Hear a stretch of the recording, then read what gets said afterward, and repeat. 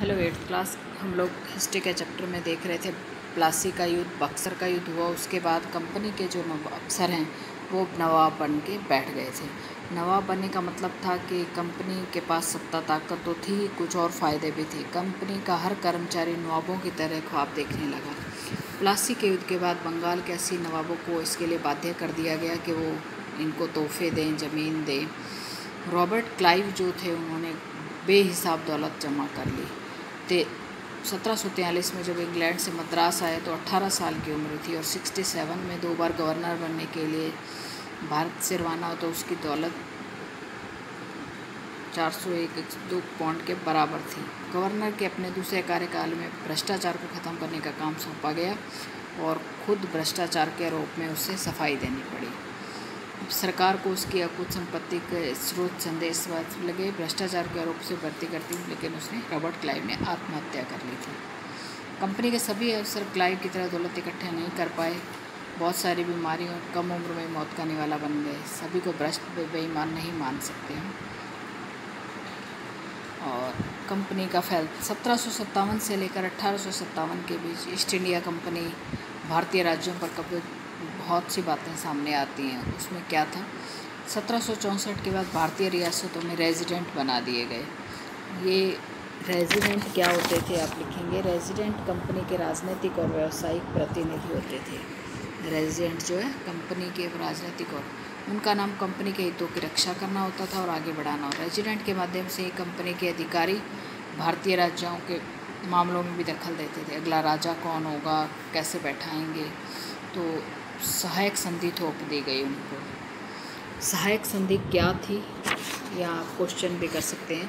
सहायक संधि इस रियासत में जो मान लेती थी, जो राजा इस संधि को, वो स्वतंत्र सेनाएं उसको अपनी नहीं रख सकते थे। उसको कंपनी की तरफ से सुरक्षा मिलती थी और सहायक सेना रखने के लिए कंपनी को पैसा देते थे। अगर भारतीय शासक रकम अदा करने में चूक जाते थे तो कंपनी अपने कब्जे में उसको ले लेती थी। रिचर्ड वेलेजली गवर्नर जनरल बन के आए। उसने अवध को आधा इलाका इसी तरीके, क्योंकि अवध के नवाब ने पैसा नहीं चुका पाए थे, इसलिए तो सहायक संधि के लिए हैदराबाद के भी कई इलाके छीन लिए गए। अब ये रेजिडेंट्स में स्कॉटलैंड में एक कहा गया है जेम्स मिल ने कि रेजिडेंट रियासत का राजा होता था, मुझसे राजा की तरह ही रहता था। रेजिडेंट यानी ब्रिटिश सरकार का माफिक काम करता था। शासन के कामों में रेजिडेंट की दखलअंदाजी के बिना सब कुछ चल जाता था। कुछ अलग तरह का घटता है, कोई राजा ऐसा रास्ता अपनाता है तो उथल पुथल पैदा हो जाती थी। तो यहाँ पर हम देख रहे हैं धीरे धीरे बक्सर की लड़ाई के बाद संधियों के फलस्वरूप सारे अधिकार धीरे धीरे अंग्रेज़ों के हाथ में। तभी टीपू सुल्तान, जिसे शेर मैसूर भी कहा जाता है, जो कंपनी को अपने राजनीतिक आर्थिक हितों पर खतरा दिखाई देने लगा तो कई जगह सैनिक टकराव भी हुआ। मैसूर में ऐसा हुआ। हैदर अली को उनके पुत्र टीपू सुल्तान जैसे शक्तिशाली शासकों मैसूर काफ़ी ताकतवर हो गया था। मालाबार तट पर होने वाले व्यापार मैसूर रियासत के नियंत्रण में था, जहाँ से कंपनी काली मिर्च और इलायची खरीदती थी। 1750 में टीपू सुल्तान ने अपनी रियासत में पड़ने वाले बंदरगाहों से चंदन की लकड़ी, काली मिर्च, इलायची का निर्यात रोक दिया।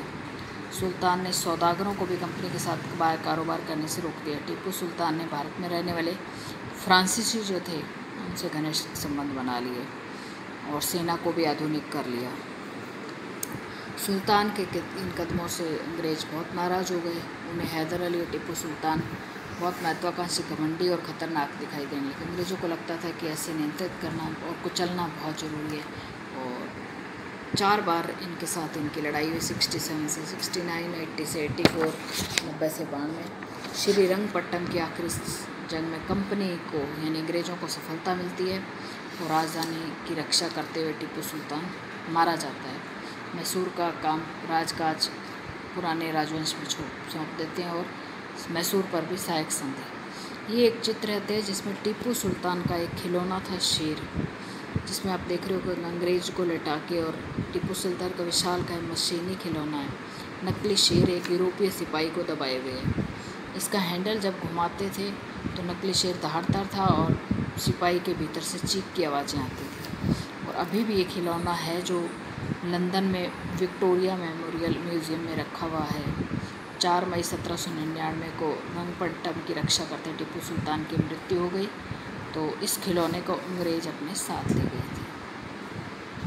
राजाओं के जनश्रुति के आधार पर भी है।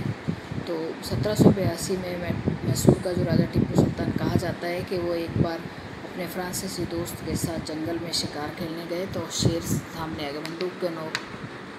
उनकी बंदूक ने मौके पर साथ नहीं दिया और कटार भी जमी। फिर भी टीपू ने निहत्थे शेर का मुकाबला किया और कटार उठा ली। अंत में उन्होंने शेर को मार गिराया, इसलिए उनको शेर मैसूर कहा जाता है। नेक्स्ट का अगले वीडियो में पढ़ेंगे।